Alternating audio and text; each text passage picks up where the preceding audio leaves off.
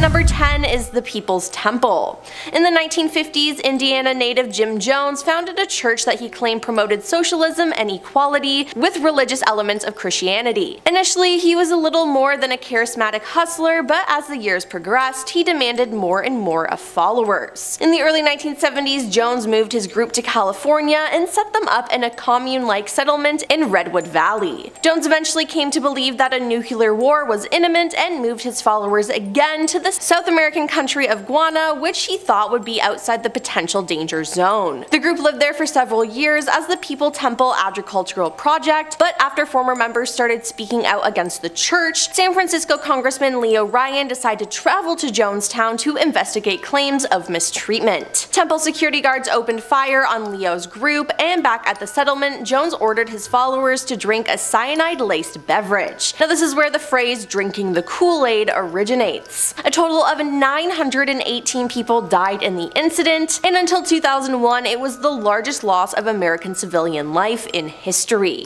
Number 9. Narco-Satanists. Adolfo Constanzo was a cult leader who led an infamous drug trafficking and occult gang in Mexico. His cult members nicknamed him the Godfather, and he led the cult with Sarah Alderete, whose followers named the Godmother. Now the cult was involved in multiple ritualistic deaths, including the death of Mark Kilroy, an American student who died in Matamoros in 1989. Mark was taken by his abductors to a ranch where he was tortured and sodomized for hours before dying in a human sacrifice ritual. His life was ended with a machete blow, and then he had his brain removed and boiled in a pot. The cult then inserted a wire through his spinal column, amputated his legs at the knees, and buried him at the ranch along with 14 other people who had their lives taken before him. Adolfo told his followers that human sacrifice granted them immunity from law enforcement for their drug smuggling operations. Now Adolfo, Sarah, and the rest of the cult went on the run when detectives discovered their shrine. Eventually, the police found their hideout in Mexico City on May 6, 1989. And after a shootout, Adolfo and one of his accomplices were shot, and Sarah was convicted of criminal association in 1990 and jailed for 6 years. Number 8. Love Has Won. On April 28, 2021, the mummified remains of Amy Carlson, the leader of the group Love Has Won, were found in a home in Moffat, Colorado. Amy was known as her followers as Mother God and claimed to be able to cure cancer and communicate with angels. The group proclaimed that Amy was a divine 19-billion-year-old being who had birthed all creation. She claimed that she had been reincarnated 534 times, including as Jesus, Joan of Arc, Marilyn Monroe, and Cleopatra, and would lead 144,000 people into a mystical fifth dimension. According to affidavits taken by the county sheriff's office, the group was brainwashing people and stealing their money. A core group of 12 to 20 members lived with Amy, and this group did daily live streams on YouTube in order to recruit more members, solicit donations, and promote new age products and vitamin supplements. The group offered etheric surgery, which cost $88 per session, claiming that they could remove sickness and negative energy from the body. Number 7. Branch Davidians. The Branch Davidians broke off from the Davidian Seventh-day Adventists in 1955, but didn't make headlines until the infamous Waco siege in 1993. In 1981, David Koresh took over the group, which was headquartered at a commune called Mount Carmel. After allegations of mistreatment within the commune, on February 28, 1993 at 4:20 a.m., the Bureau of Alcohol, Tobacco, and Firearms attempted to execute a search warrant relating to the charges. The ATF attempted to breach the compound for approximately 2 hours until their ammunition ran low. 4 ATF agents died and another 16 agents were wounded during the raid. The FBI then launched a siege that lasted for 51 days and ended with the compound being destroyed by fire. Now David died along with 76 others, and a governmental investigation later concluded that the branch had started the fire themselves. Number 6. The movement for the restoration of the 10 Commandments of God. Wow, now that name is a mouthful. So this sect formed in the Kangyu district of Uganda in the 1980s and taught its members that they had to follow the 10 Commandments in order to survive the apocalypse, which the leaders believed was coming in the year 2000. When January 1st, 2000 passed without incident, shocking, I know, members began to question why their leaders had failed to get their apocalypse date right, and leaders then predicted that the real end would come on March 17th. faith. Now, it did, but not because of anything supernatural. The leaders set fire to the movement church, ending the lives of as many 530 people inside. Authorities later discovered the bodies of more victims at the group's other properties in Uganda and concluded that the leaders had orchestrated the deaths in response to turmoil caused by their repeated failure to predict the apocalypse. Number 5. Good News International Church. Good News International Church was founded by Paul Mackenzie and his first wife in 2003. It's adamantly anti-Western, with amenities such as healthcare, education, and sports being dismissed as evils of Western life, and with Paul condemning the United States, the United Nations, and the Catholic Church as tools of Satan. The group also devotes much of its teachings to the end of times. Now, Paul accumulated a sizable following, largely due to convincing his followers that he could speak directly with God. Now, the group attracted international attention in April 2023 when it was revealed that Paul had allegedly instructed members to starve themselves en masse to meet Jesus, which had resulted in the deaths of over 400 people. Not to mention, more than 600 people are still reported missing, a regional official said. Now, Paul did not join his followers in the mass starvation though. In fact, a dietary menu was found on the wall in one of the special houses in the forest believed to be his resting room. Now, he is currently under police custody as the process of exhuming bodies continues, and police authorities claim that some bodies were missing organs and believe that they were being harvested and sold. Number 4. Heaven's Gate. Founded by Marshall Applewhite and Bonnie Nettles in the 1970s, Heaven's Gate was a cult that had a complicated belief system involving aliens, spaceships, and an intimate recycling of the planet Earth. Now, after Bonnie died in 1985, Marshall took the group to even further extremes, and in 1997 Marshall taped himself and Dew's final exit, speaking of a mass self-elimination and the only way to evacuate this Earth. After asserting that Comet Hales-Bopp was the sign the group had been looking for, as well as speculation that an unidentified flying object, UFO, may have been trailing the comet, Marshall and his 38 followers prepared for taking their own lives in a ritual so their souls could reach the next level before the closure of Heaven's Gate. Members believed that after their deaths, a UFO would take their souls to another level of existence above human, which Marshall described as being both physical and spiritual. Their preparations included each member videotaping a farewell message. Now, to end their own lives, members took phenobarbital mix with applesauce or pudding and washed it down with vodka. Now, after ingesting the applesauce/pudding mix, they secured plastic bags around their heads to induce asphyxiation. They all wore the same uniform and Nike shoes and had $5.75 in their pockets. Number 3. Synonym. Synonym, originally known as Tender Loving Care, is a new religious movement founded in 1958 by Charles E. Chuck Destrich Sr. in Santa Monica, California.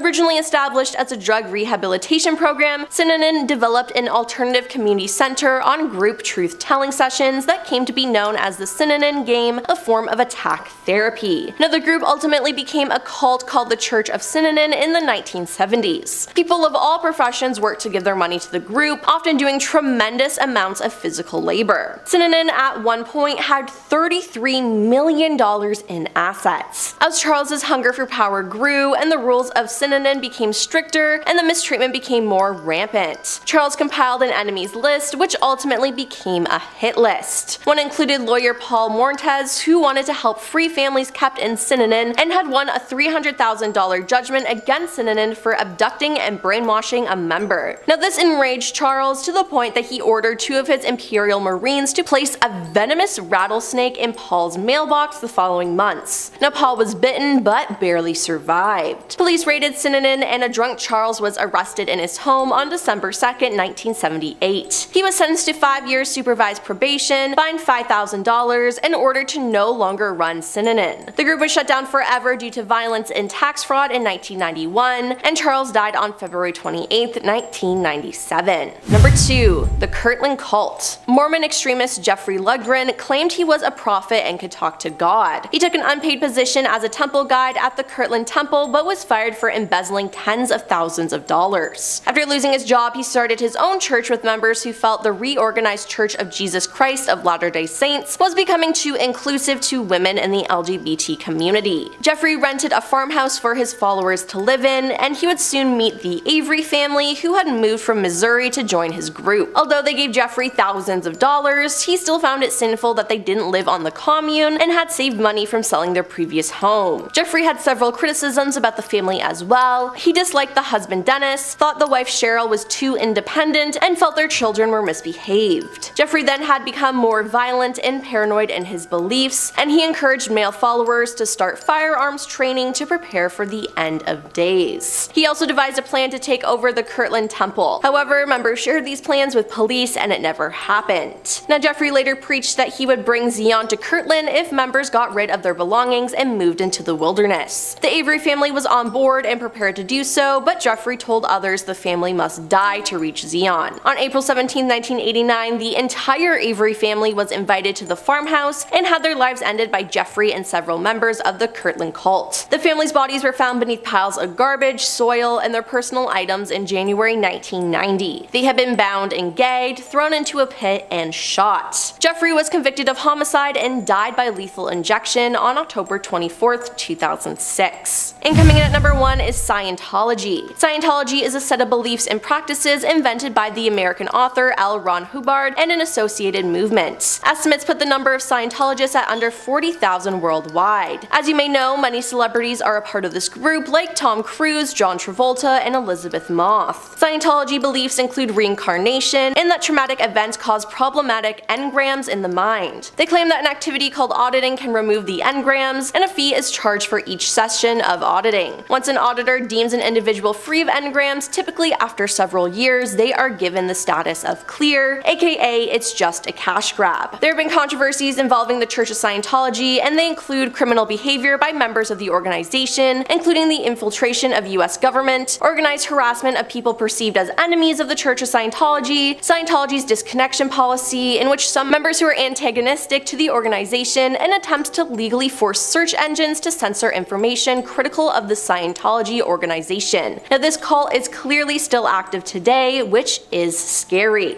Coming in at number 10, we have the Knights Templar, one of the most powerful military forces and financial forces in history. The Knights Templar was simply something made up to keep the Holy Land safe during the Crusades and make sure that the land of God stayed in their power. They eventually grew in numbers and wealth. They eventually became so powerful that they had fleets of ships and armies of men, not to mention they were immune to any law and only had to answer to the Pope. Their wealth was so great that they would loan out money to kings, and some kings they would deny financial aid, and this could have been part of the fact that they would only give funds to who they thought was worthy, and also they wanted to flex their financial power over people. But eventually this would be their downfall. In the 1300s they refused to loan out money to King Philip IV, and he started to dismantle them. He would kidnap, torture, and publicly execute all of the Templars he could get his hands on. Before he did this, he would make sure he made them confess to crimes that they didn't commit. Coming in at number 9, we have the Black Hand. It was a secret group that may have kicked off one of the biggest events in human history.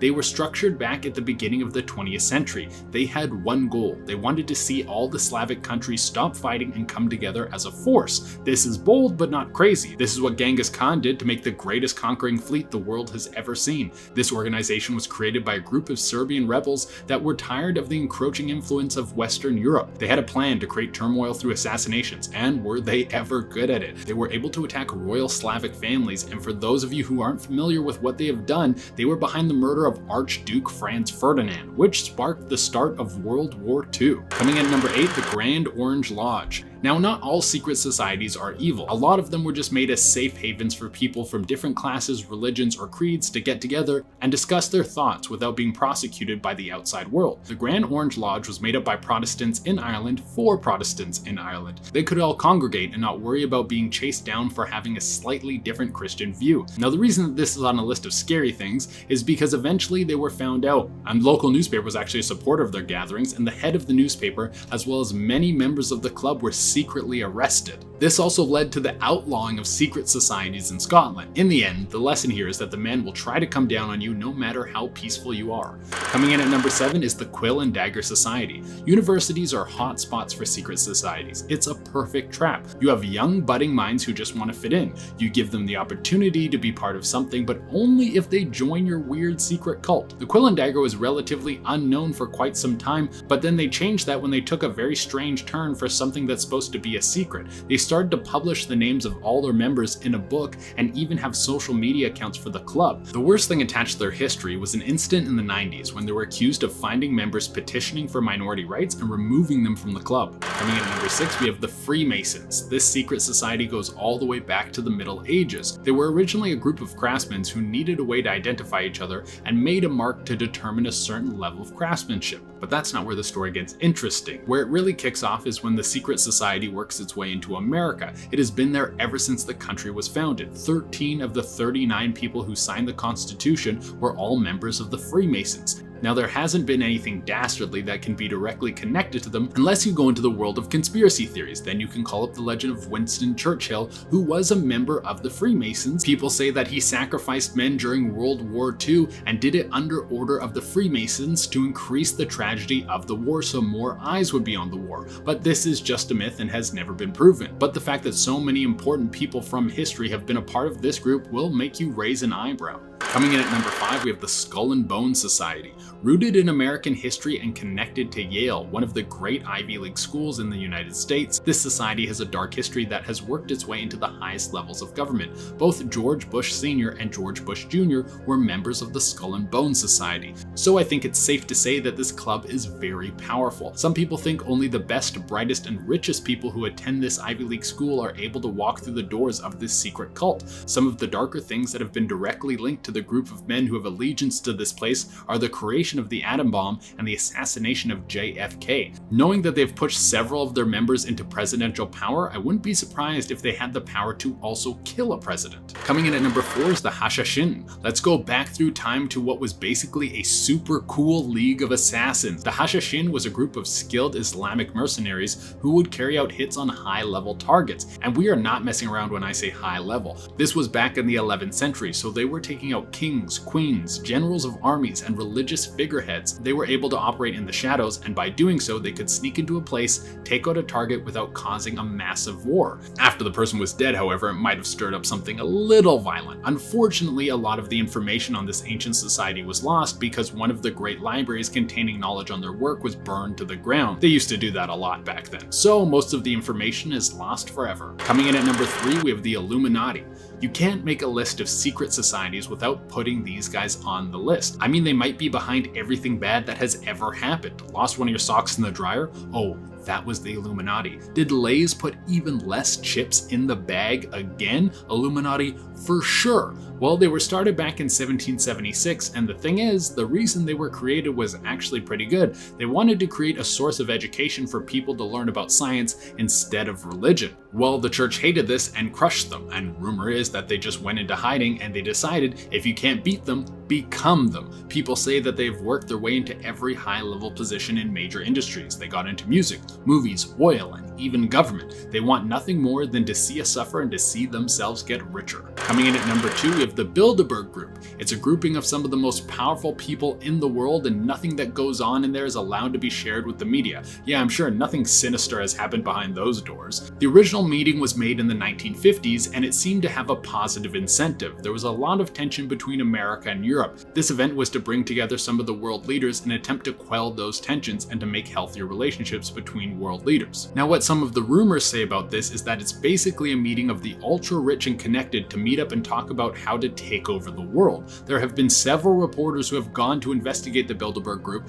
and have either gone missing or died mysteriously. There's connections with the groups and assassinations of world leaders and the creation of the European Union. I mean, in the end, I don't think any of us trust the super rich, but if they weren't doing anything sinister behind those closed doors, then why can't we find out what they are talking about? If they meet to discuss things that affect the whole world and and they are indeed world leaders, then shouldn't we be allowed to know what's going on in there? Seems kind of important. And coming in at the number 1 spot, we have Anonymous. This would be the definition of a new age secret society. The thing is, none of us know if Anonymous is real or who they are, but let's say they are real. I mean, they have done some very real things like releasing confidential files and hacking into police databases. Here's what we do know about Anonymous. They seem to be on the side of the people and are anti-establishment. Every time they hack into something, it's to help the common person against the massive machine that puts its boots on the necks of those below it. They seem to be a group of high-level hackers that have found a way to collect and release very sensitive information. They also love the V for Vendetta mask. I think it can be frightening because it seems that they have the power to access any sort of digital information. But as long as you're not a horrible person hiding secrets on some hard drive, then you should have nothing to worry about. Number 10, the Mars family. I want candy. You want candy. We all want candy. The Mars family owns Mars Inc., which is, and you guessed it, the Mars Bar Company. They are one of the world's largest candy and pet food companies, right? Like what? Like how do those go together? You know? Kind of weird. The family themselves come from humble beginnings. Frank Mars started Mars Inc. way back in 1911 when he started selling candy from his kitchen in Tacoma, Washington. The malt flavored nougat we all know and love wasn't actually made until 1929 when they came up with the Milky Way. How exactly they made the transition from candy to pet food is like beyond me, but that aspect of the biz expanded in 2017. They acquired the animal hospital company VCA, making a $9 billion investment. Overall, the company is worth, get ready, $40 billion in sales. What? So they're rich and they own candy? Well, okay, they're really rich and they own candy. For one, they can influence anyone. And consider the fact that sugar is considered an addictive substance. And then also, Willy Wonka, right? Fiction or non-fiction, candy is a big deal. Imagine a world without it. Number 9, the Morgans. The Morgans sound like the family that lives next door who outdo everyone when it comes to like holiday decorations, but I'm talking about the JP Morgans who could probably do that and control the world at the same time. The Morgan family is one of the most influential American families. Their dynasty is tied to banking, and you have probably heard the name JP Morgan over like 100 times in passing. At the turn of the century, Morgan was the most influential businessman in America. He was so admired and respected that on the day of his funeral, the stock exchange remained closed until 12 p.m. To give you an idea about how much financial success he attained, he bailed out the US Treasury twice. His ability to do this no doubt caused great uneasiness among other people and resulted in the development of the reserve system in late 1913. Today, the Morgans still maintain their political and financial influence not just in the US but also in Europe, as their company is there as well. So, world connections. Number 8, Pritzker. Arriving from Ukraine late in the 19th century, the Pritzker family made everyone believe that the American dream could be reality. 50 years into their journey as entrepreneurs, they finally started to invest in real estate. That one decision led to over 900 hotels the family owns today, plus an airline and a cruise line just for like extra pizzazz. Ever heard of the Hyatts? That's them. Like many on this list, they are not without shares in different financial institutions, amplifying their influence. After all, if you got your hands on someone else's money, well, you can pretty much do what you want. J.B. Pritzker was the governor of Illinois in 2019, so there's the political influence, and his sister Penny worked as the Secretary of Commerce in the Obama administration. So not only are they the 9th on the Forbes list of richest families, their political influence is even more obvious. Their net worth is over $32.5 billion, which they use to back the presidential campaigns of Obama and Hillary Clinton. An astounding amount of wealth, which of course has been met with competition and strife. Liesl Pritzker Simmons, once a child actress known for Little Princess, didn't know this, now a prominent impact investor, actually sued her own father along with her entire family in 2002. Her father and cousins looted her and her brother's trust funds, so she filed a $6 billion lawsuit, settling with $500 million plus $280 million in cash, plus more control over her trust valued at $170 million. So not quite the $6 billion she wanted, but still, no complaints, I would hope.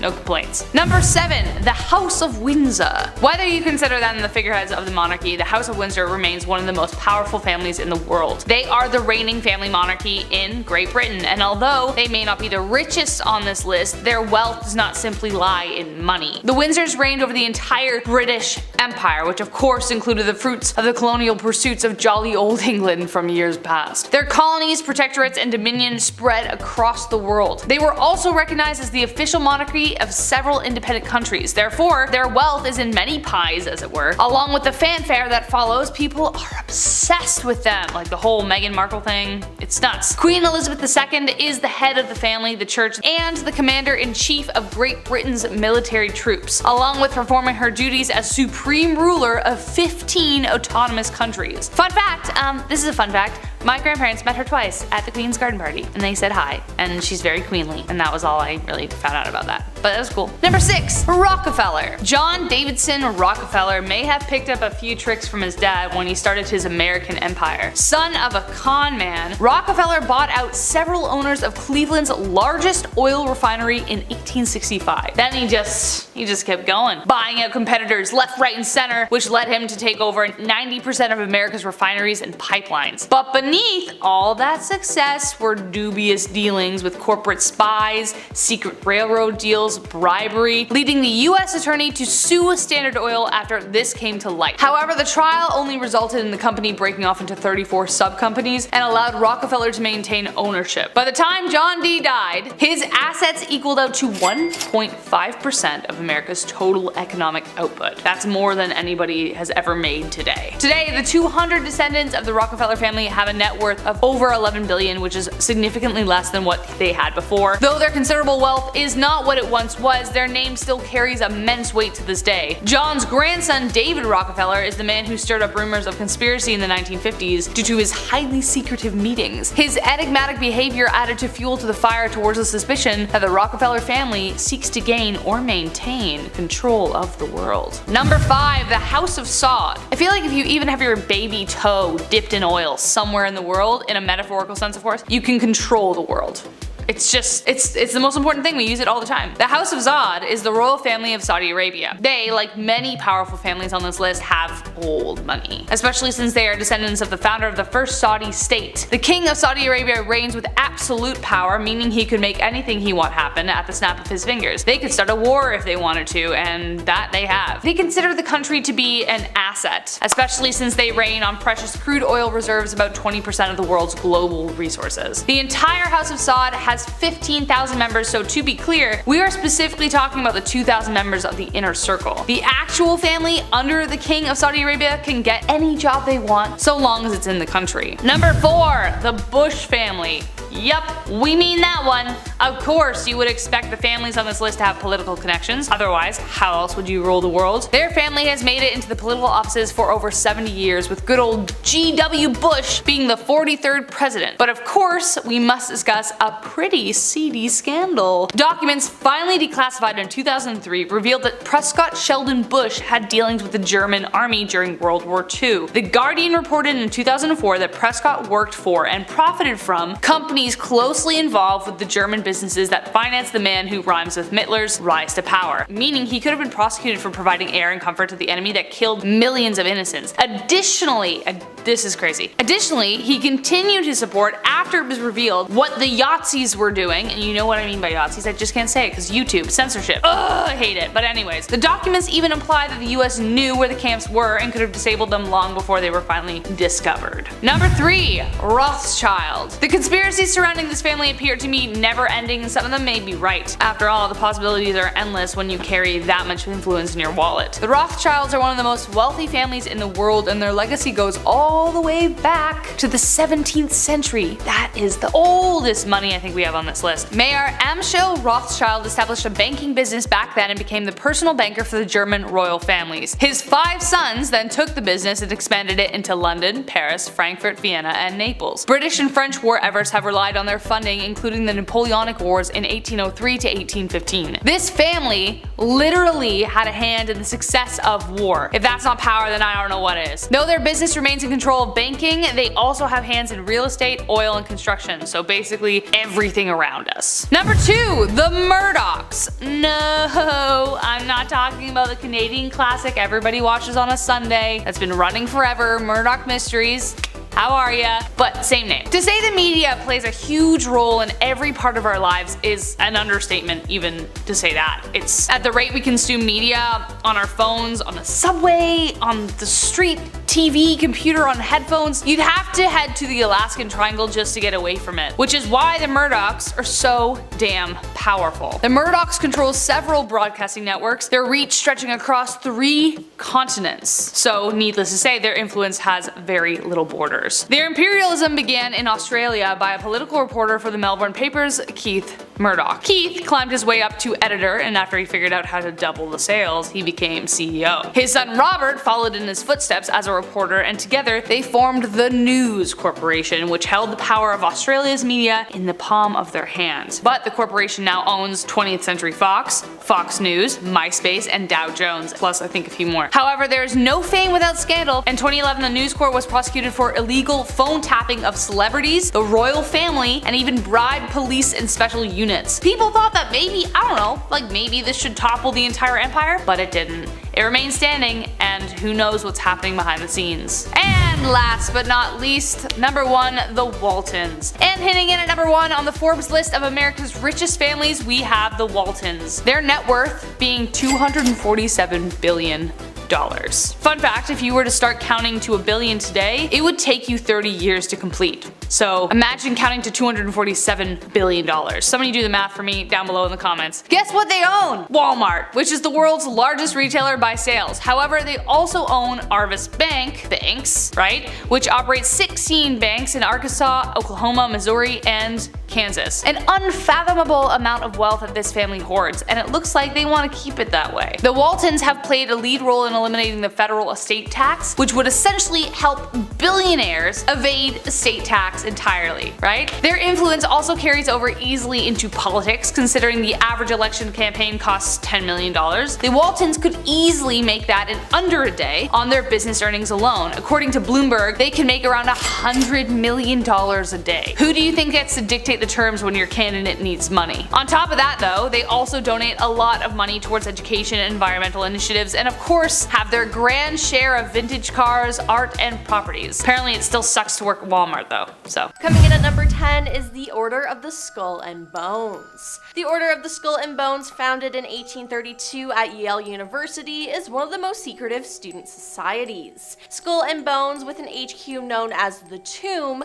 initiates 15 people a year with fewer than 800 living members at any time. Fun fact, both George Bush and G.W. Bush were members. Now, New York's Observer, equipped with night vision video equipment, recorded a shocking initiation rite in which new recruits were berated with sexual insults, forced to kneel and kiss a skull at the feet of the initiators, and watch as other members acted out a throat ritual. Other reports cite ceremonies in which members dressed as the devil, a skeleton, and in robes to recite the club's death mantra: the hangman equals death, the devil equals death, death equals death. Now, the members meet every Thursday and Sunday of each week in a building they called the Tomb, and according to Judy Schiff, chief archivist at the Yale University Library, the names of the members were not kept secret until the 1970s, but the rituals always have been. Now, a number of other members have gone on to great fame and fortune, and the society is surrounded by conspiracy theories. Now, the most popular belief is probably the idea that the CIA was built on members from the group. Now, the CIA released a statement in 2007 coinciding with the popularity of the film The Good Shepherd, in which it denied that the group was an incubator for the CIA, but I'm not too sure. Number 9. The Leopard Society. Members of this animalistic group known as the Leopard Society were allegedly responsible for a series of brutal deaths in West and Central Africa in the 19th and 20th centuries. In the 20s and 40s specifically, the society was blamed for a rash of deaths in eastern Congo, resulting in several suspected members being executed by colonial authorities. Then in the 40s, more than 200 deaths were attributed to the cult in Nigeria,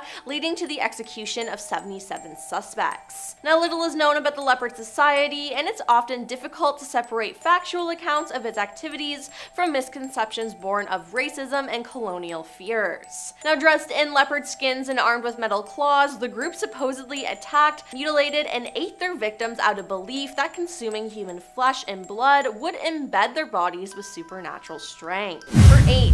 The Hermetic Order of the Golden Dawn. The Hermetic Order of the Golden Dawn was devoted to practicing the occult, metaphysics, and paranormal activities during the 19th and 20th centuries. It borrowed from occult traditions like tarot, astrology, and Enochian magic to create magic systems still in use today. The society was based on hierarchy and initiation similar to the Masonic lodges. The first order involved learning historic philosophy and improving personal development through the study of astrology, tarot divination, and geomancy, one of the 7 forbidden arts, and Renaissance magic. The second order taught magic, including astral travel, and the third order involves secret chiefs who direct the lower 2 orders by spirit communication. Number 7, the Molly Maguires. Ireland has a long list of secret societies, but the Molly Maguires originally emerged in Ireland in the 1840s, where they lashed out at landowners who treated their tenants unfairly. The group members were known for hiding their identities by wearing women's clothing and smudging their faces with burnt cork. Now, decades later, an American offshoot in Pennsylvania was composed mostly of Irish Catholic miners who were exploited by mining companies, partly to protest awful working conditions and predatory employment practices, and partly to resist being drafted into the Union Army during the Civil War. The American Mollies allegedly struck out at their employers, assassinating 24 foremen and supervisors throughout the 1860s and 70s. But it was their labor organizing activity that ultimately proved their downfall. When their efforts threatened the profits of the Reading Railroad, the company's president sent a detective to infiltrate the group. After a 2.5-year investigation, that same railroad president served as chief prosecutor in a series of trials that sent 20 men to the gallows. According to historian Kevin Kenny,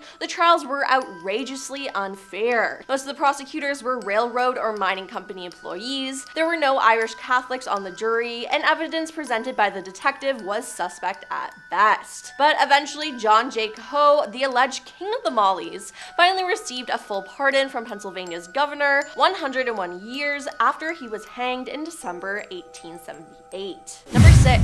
Golden Dawn. The Order of the Golden Dawn was created by Dr. William Robert Woodman, William Wynne Westcott, and Samuel Liddon McGregor Mathers. The belief system of the Golden Dawn is largely taken from Christian mysticism, the religion of ancient Egypt, Freemasonry, alchemy, magic, and Renaissance writings, to name a few. William Yeats and Aleister Crowley are 2 of the more famous members of the group. Now, the fundamental documents of the order are known as the cipher document. These are translated into English using a cipher attributed to Johannes Trithomimus. The documents are a series of 60 folios containing magic rituals. The basic structure of many of these rituals seem to originate with Rosicrucianism, and there is a great deal of controversy surrounding the origins of these documents, so just keep that in mind. Number 5. The Bilderberg Group. This group is slightly different from the others as it does not have an official membership. It is the name given to a group of highly influential people who meet every year in secrecy with usually strong military and government-sponsored security. Now, the topics discussed are kept secret, so who knows what they're talking about. Now, the structure of these meetings is that of a conference usually held in a 5-star hotel around the world. Attendance at the meeting is strictly by invitation only,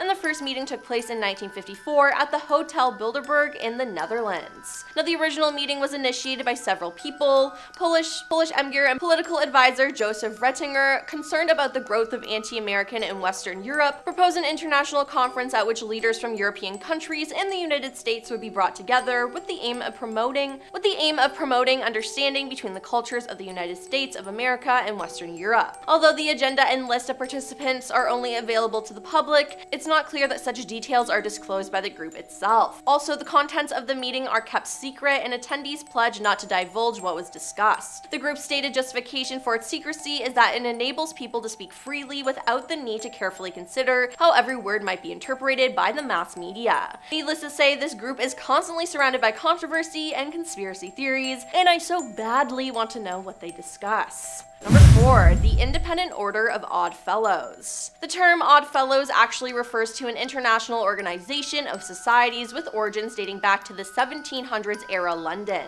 The Independent Order of Odd Fellows, evolving from the former, still exists today, and even gained some headlines back in 2001 thanks to its arcane initiation practices. The Los Angeles Times reported that a maintenance person who was working at an Odd Fellows lodge uncovered real human remains hidden behind a wall. all. It was seized by police as evidence. Was this from a ritual? Did someone say something they shouldn't have? I don't know, and I don't think I want to be the one to find out. Number 3. The Order of Nine Angels. Established in the 60s, but getting its public recognition in the 90s, the Order of the Nine Angels claimed to be the followers of Satanism and came to the attention of the world thanks to their anti-Semitic ideologies and activism. They believe in human sacrifice to eliminate weakness and basically claim to want to conquer common people. The members see it as a very individual pursuit of excellence by studying what Satan has to offer. According to a recent survey, this group has more female supporters than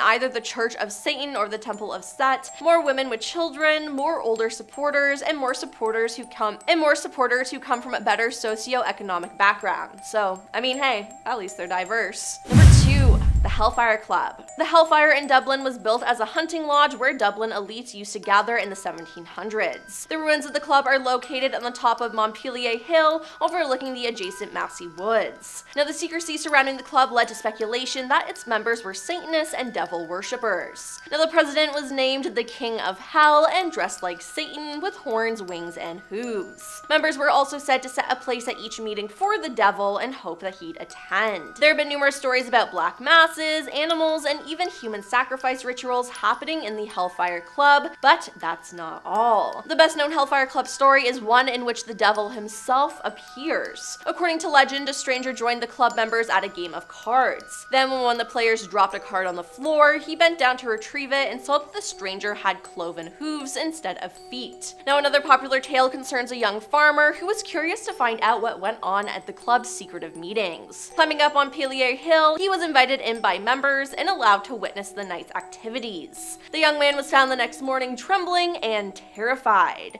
Now, tradition says he spent the rest of his life unable to speak, unable to even remember his name. Number 1. The German Thule Society. Founded in August 1919 in Munich, Thule apparently believed in bringing upon the New World Order in a rather simple and effective way by ending people's lives and reducing the population. Getting right to the point, I see. Now, apart from practicing sexual magic, racist chants, and black magic, Thule members were often known to take part in supernatural exhibitions where they would invite demons and ask for their guidance.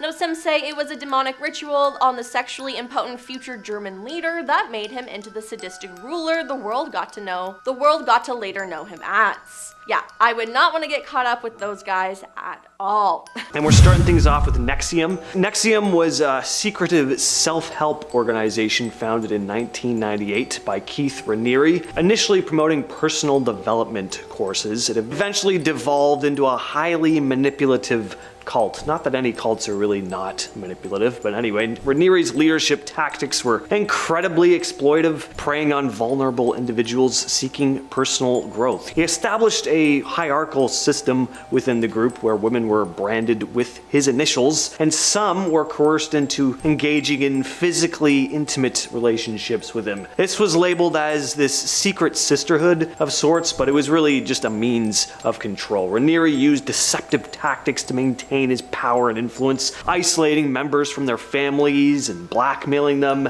Many who attempted to leave faced threats and legal battles carried out by the group. In 2019, Raniere was convicted of his crimes and sentenced to 120 years in prison in 2020. Number 9, the Order of the Solar Temple. This group was founded in 1984 in Geneva by Joseph de Mambro and Luc Jouret. The group took heavy inspiration from the Knights Templar, at least in their appearance, all wearing white robes with red crosses. There was also a heavy amount of secrecy as to what went on in the group, and members had to ascend in the ranks undergoing initiation rites in order to learn the secrets of the group. They also believed that the end of the world was imminent and that the apocalypse would happen at some point in the mid-90s. Just some point. Very safe way of convincing your members of your doomsday prophecy. At some point soon. The group were also taught by their brilliant leaders that life was just an illusion and that the physical body must be shed in order to experience a higher existence on another planet. De Mambro and Jouret ended up convincing several of the members to take their own lives. 53 members, including Jouret and De Mambro, took their own lives at various locations across Switzerland. They were found dead by authorities after remote control devices had ignited fires at the various locations. And then the following year, similar incidents occurred in 2 other locations, France and Canada. Next up, we have Synanon. Chuck E. Dederich founded Synanon in 1958 in Santa Monica, California. Started out as a drug rehabilitation program, although the methods used for care were pretty extreme. The whole idea was quitting cold turkey, which is not a bad thing at all, but in terms of the therapeutic side, members took part in an activity called The Game, where each member would open up about themselves and then receive verbal attacks from all the other members. People also lived at the compound. I feel like if you ever join some kind of religious or self-help kind of group and you're required to stay in a shared living space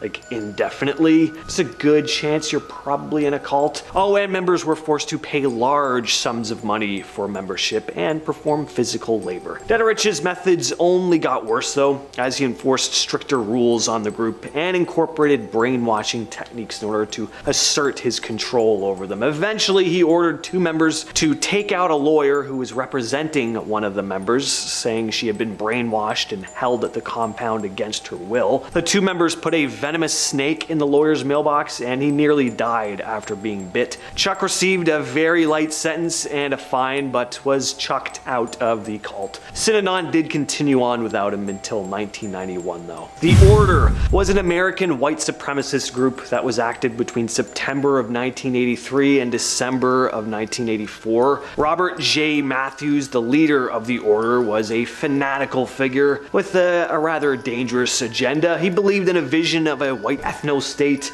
and advocated for a race war to achieve this goal. Matthews encouraged his followers to engage in acts of violence against perceived enemies. Under his guidance, the Order carried out a series of criminal activities to fund their operations and further their agenda. This included bank robberies and armored car heists, stolen funds being used to purchase weapons and explosives. The group also targeted individuals they viewed as threats, which included law enforcement officers. The Order's violent actions resulted in the death of radio talk show host Alan Berg, who was just one of many enemies the group had on their hit list. The FBI launched a manhunt to apprehend Matthews and put an end to the Order. In a deadly confrontation at a home in Whidbey Island, Matthews engaged in a shootout with law enforcement after refusing to surrender. The gunfire ignited a fire in the house, taking Matthews down with it. Next up, we have the Church of Euthanasia. Now, this one certainly isn't as evil as the other cults on this list, but it's still pretty extreme. I would not be able to stand hanging out with any of these people. The Church of Euthanasia, founded in Boston, Massachusetts in 1992 by Chris Korda, is a controversial cult known for its extremist views on population control and environmentalism. They've been considered by many as promoting evil ideologies due to the cult's radical stance on reducing the human population through pretty disturbing means. The church advocates for taking one's own life, cannibalism, just a couple of different methods. They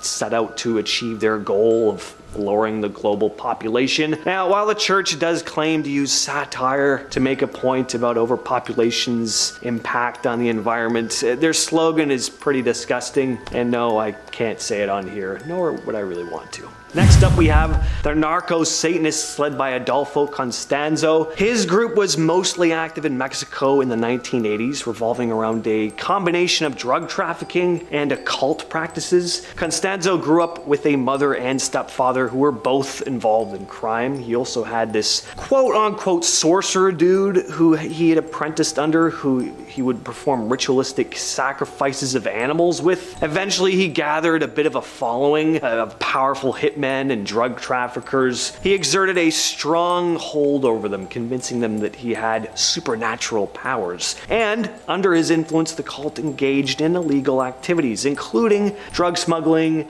and violent rituals. Constanzo's evil deeds culminated in a series of these ritualistic murders where innocent victims were brutally sacrificed in an attempt to enhance the cult's powers. Finally, in 1989, law enforcement closed in on the group and Constanzo pulled a machine gun on authorities, leading to a final confrontation before ordering a fellow member to take his life. Number 4, Hanohana Sampagyo. The Hanohana Sampagyo cult was a religious group founded in Japan by Hogen Fukunaga. Fukunaga claimed to be the reincarnation of Buddha. Here we go. And convinced his followers that he possessed divine powers. The cult became known for its pretty extreme financial exploitation of the members. Fukunaga convinced his followers to donate significant amounts of money, claiming that doing so would bring them blessings and aid in their spiritual development. He also claimed he could diagnose people by reading their feet and would charge like $900 for these readings. Turns out the guy started the group while he was in tremendous amounts of debt, so he was just a full-on swindler, used car salesman type guy. He knew full well what he was doing. He didn't actually have some deranged belief in his message, and that's what's truly evil about this guy. He amassed some serious wealth through these donations, living a lavish lifestyle while his followers suffered financially. Next up, we have David Koresh's Branch Davidians. The Branch Davidians cult was a religious group that gained attention due to its leader, David Koresh. The story actually begins, though, with Benjamin Roden, who founded it in 1955. But it was David who later emerged as the prominent figure. He joined the group in the early 80s, claiming to be a prophet and the final messenger of God. His manipulative tactics quickly became evident as he instilled fear and loyalty amongst his followers through strict control and psychological manipulation. He dictated every aspect of their lives, including relationships, daily activities, and inside the cult, he practiced polygamy and engaged in inappropriate relationships with some of his female followers. Can't go into too much detail on that. Common theme amongst these supremely morally superior cult leaders, though. In 1993, the cult's troubles escalated with the Bureau of Alcohol, Tobacco, and Firearms, or the ATF, who attempted to execute a search warrant on the cult's compound in Waco, Texas. The raid turned into this violent shootout, resulting in the deaths of several agents and cult members. It led to a 51-day standoff between the Branch Davidians and law enforcement. And the standoff ended in absolute disaster when the compound caught fire and the flames just started engulfing all these buildings, resulting in the deaths of 76 Branch Davidians, including the leader David Koresh, or Koresh. Next up, we have Aum Shinrikyo. The Aum Shinrikyo cult was a religious group founded in Japan in 1987 by Shoko Asahara. Initially, the cult kind of presented itself as a spiritual organization with the aim of helping people achieve enlightenment, but as time passed, it became pretty evident that the group had more malevolent intentions. Asahara pulled the strings, manipulating his followers into committing a bunch of horrific acts. He instilled a sense of blind loyalty amongst his disciples, using mind control techniques to exert complete control over their thoughts, actions. But under his direction, Aum Shinrikyo carried out a series of violent acts, including, of course, the infamous Tokyo subway sarin gas attack in 1995 that resulted in the deaths of 13 people and injured thousands. The act was planned to just be the tip of the iceberg, too, in the extreme measures they were going to use to fulfill their goals. Asahara claimed to prophesize this apocalyptic vision and believed in imminent global destruction, leading his followers to stockpile weapons and engage in activities aimed at kind of destabilizing society. He had this complete disregard for human life and was willing to harm others to fulfill his ambitions. He even made a statement about how disappointed with what he saw as a low death toll in the 1995 subway attacks. And finally, we have the Anthill Kids. The Anthill Kids was a cult led by Roch Thériault in 1977. The group was based in Canada and followed a pretty twisted belief system. Essentially, they were a doomsday cult, but Thériault's charismatic manipulation led his followers to believe he possessed divine powers and that with his help, they would be the sole survivors of this coming apocalypse. Pretty standard cult stuff, but man, this is the worst cult I've ever read about. It's really gross. Can't talk about most of it on here, but anyway. Under his influence, the cult members isolated themselves from the outside world, creating a closed, kind of secretive community on a mountainside that their divine leader didn't even help them build. He just kind of sat back and watched. And behind this facade of spiritual enlightenment, Therios subjected his followers to severe physical and psychological mistreatment. He enforced strict and incredibly bizarre rules on them, and he started becoming increasingly more erratic in his behavior. His true nature came out in acts of violence and control, inflicting harm on his followers in the name of discipline and purification. Some members endured severe physical torture, including beatings. They'd have amputations done on them. This guy claimed he had magical powers that would allow him to reattach his followers' body parts, and his reign of terror eventually led to the death of one of his many wives, and he was eventually arrested but received an incredibly light sentence because it's Canada, and wouldn't you know it, he went back to doing the exact same crap before being arrested again. And years later, a fellow inmate put an end to him for good. And we're kicking off this list with Heaven's Gate. Heaven's Gate was a group led by Marshall Applewhite, who believed that his members could transcend their physical form, reaching a higher level of existence in outer space, which he referred to as going to the next level. Towards the end, the group had rented a mansion in Rancho Santa Fe that they all lived in, and when the time finally came, ingested phenobarbital mixed with applesauce and downed it with vodka in an attempt to rid themselves of their physical form and board a spaceship that would take them to this next plane of existence. All 38 of them died along with Applewhite. I've always had this very dark fascination with this group. I find this one incredibly unsettling. All cults are unsettling, but there's an availability of footage for Heaven's Gate that makes it feel, I guess, more real, I suppose. You can watch Marshall Applewhite's initiation tape on YouTube. You can also watch testimonials of several members on video before they took their own lives. And what's so unsettling about this whole situation is how normal they all seem. Definitely not Applewhite, but the followers. They're talking like they're about to graduate from college or something. Look at Charles Manson in interviews, and he's doing all the, oh yeah, like he seems like he's from another planet, right? But then the Heaven's Gate members, they don't sound like people who are out of their minds. It shows just how easy it is to get wrapped up in things like this, and that these are real people who go through these kinds of things. They're lonely, they're seeking some kind of community, something bigger than themselves. It's sad. It's sad, really. Number 9, the family. Anne Hamilton Byrne was the leader of the Family, a New Age cult established in 1963 in Australia. She claimed to be the reincarnation of Jesus Christ.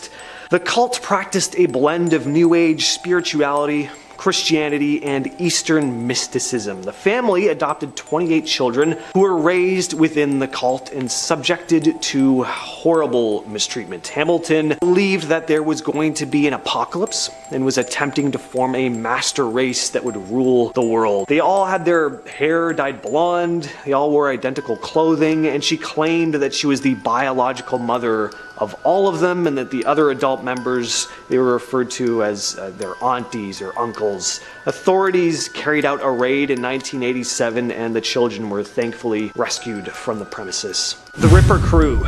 The Ripper Crew definitely feels more like a gang of psychotic criminals than a cult, but they did perform ritualistic ceremonies. They operated in Chicago in the early 80s, composed of 4 members, led by Robin Gett, who referred to himself as a Satanist, Edward Spreitzer, Andrew Coco Rayleigh, and his brother Thomas. The gang engaged in a series of very heinous crimes. Their primary focus was kidnapping, torturing, and unaliving young women. They targeted vulnerable individuals and would mutilate their victims, even eating parts of their body in satanic ceremonies afterwards. The members referred to themselves as the Rippers due to their imitation of the notorious criminal Jack the Ripper. Eventually, the authorities arrested the members of the crew, leading to their convictions and imprisonment. One member was released from prison in 2019, though, Thomas, who had been quoted saying that everyone thinks I'm a monster, but I'm not a monster. Next, we have the Order of the Solar Temple. The Order of the Solar Temple was a secretive religious cult founded in 1984 by Luc Jouret and Joseph DeMambro. The cult blended elements of Christianity, New Age philosophy, occultism. Members believed in a combination of conspiracy theories and the impending end of the world that was supposedly going to take place at some point in the mid-90s. The Order of the Solar Temple gained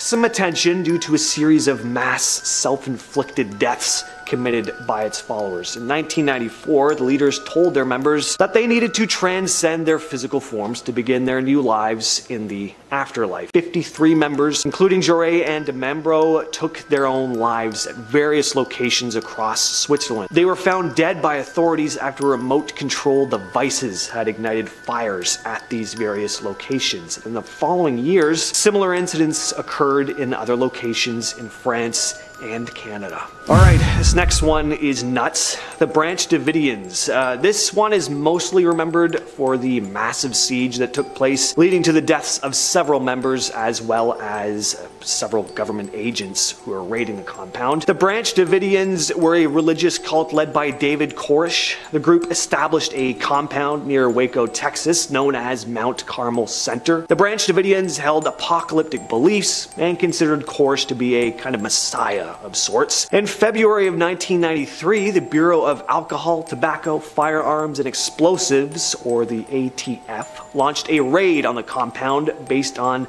suspicions of illegal firearms being held there. The raid resulted in a shootout, leading to the deaths of 4 ATF agents and 6 of the Branch Davidians. A 51-day standoff then ensued, and during which negotiations failed to kind of resolve the situation, and on April 19th, 1993, the FBI initiated a tear gas assault on the compound in an attempt to force Branch Davidians out. However, a fire broke out within the compound, resulting in the deaths of 76 people, including Koresh. The exact cause of the fire remains to be a bit of a mystery. Some argue it was intentionally set by the Branch Davidians, and others think it was caused by the FBI's actions. Number 5, NXIVM. NXIVM was really a cult masked as a quote-unquote self-help organization. It was founded by Keith Raniere in 1998. It was marketed as a personal development program, attracting wealthy members, including celebrities and CEOs. But beneath its facade, the organization engaged in manipulative practices and illegal activities. Raniere established a hierarchical structure within NXIVM, with himself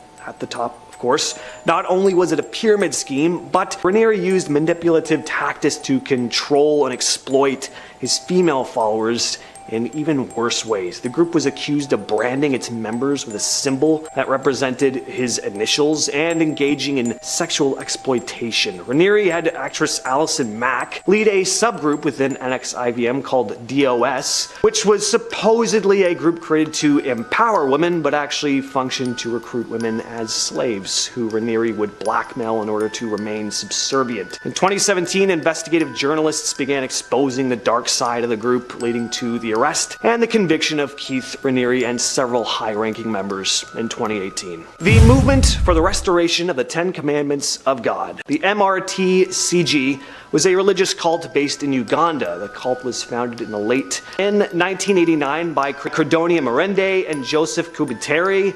I'm probably really messing up those names, but they claim to have received messages from the Virgin Mary herself. The cult emphasized strict adherence to the Ten Commandments. They gained a significant following, and its leaders predicted an apocalyptic event to occur on December 31st, 1999. However, when this prophesized doomsday did not actually take place, tensions within the group began to escalate. The leaders now said March 17th, 2000 would be the new day, and that it would be reined in with this massive celebration. Hundreds of members attended at a church, but almost as soon as the celebration began, a massive fire was set off. The doors and windows to the church had been boarded up in advance, and an estimated 530 members died in the inferno. There was also a series of coordinated mass attacks that took place at various other cult compounds. The exact number of victims remains a bit unclear. Estimates range from several hundred to over 1,000, though, and the bodies of the 5 principal leaders were never found, and it's thought that they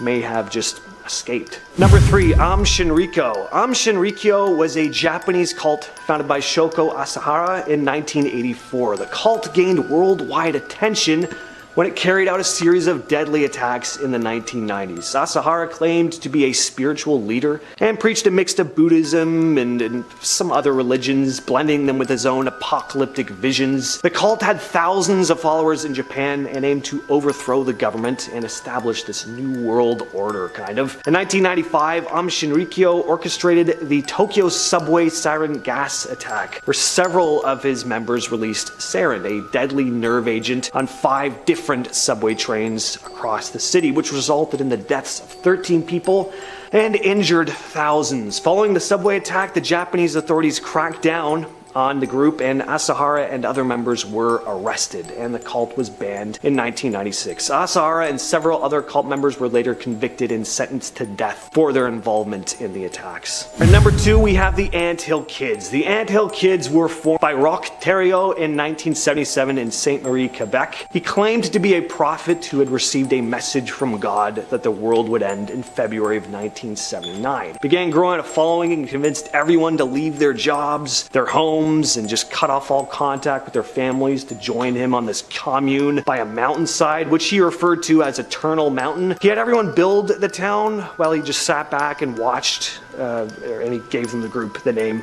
the Anthill Kids, as he thought they worked like a group of ants. Now in 1979, as we all know, the world didn't end, so people started to question him, and he was like, it's, God's time works differently up there. It's different than it is here on Earth. We got our lines crossed. Don't worry, it'll happen. And while all this was going on, Roch was growing increasingly more violent and controlling. He ended up impregnating all the women, fathering about 20 children. He would also perform drunken operations on some of his members in order to prove he had the power to heal them. This led to him being in prison for 2 years, but once he got out, he was right back to it and ended up taking the life of one of his wives in one of these insane surgeries. He also nearly took the life of another one of his wives, having attacked her with an axe. She miraculously managed to escape though, and Roch was finally arrested and sentenced to life in prison, where another inmate fortunately got rid of him. And finally, we have the People's Temple. Yes, the Jim Jones cult. Jim Jones founded the People's Temple in 1954 in Indianapolis. By 1974, Jones had started getting some bad press, to say the least. Things were coming out about how badly he treated the members, and a lot went on, like way more than I'd be able to discuss in a top 10 list like this, but in an attempt to escape the evils of media scrutiny, Jones convinced about 1,000 of his members to move to Guyana, where he claimed he was going to create this utopian society, completely cut off from the prying eyes of the outside world. He rented a plot of land, named it the People's Temple Agricultural Project, but it was just referred to as Jonestown usually. And Jonestown was anything but a utopia. Members were not allowed to leave and were punished violently for going against Jones's word. It was a full-on dictatorship, kind of ironic given his political leanings. In 1978, a politician by the name of Leo Ryan was investigating the People's Temple. Came to Jonestown, where several members secretly told him that they wanted out. The group made their way to a plane. They were gunned down by some of Jones's security, and later that day, Jones convinced his remaining followers to drink a concoction of grape-flavored Flavor Aid laced with cyanide. Some didn't want to drink it and were forcibly injected. In the end, 918 people lost their lives.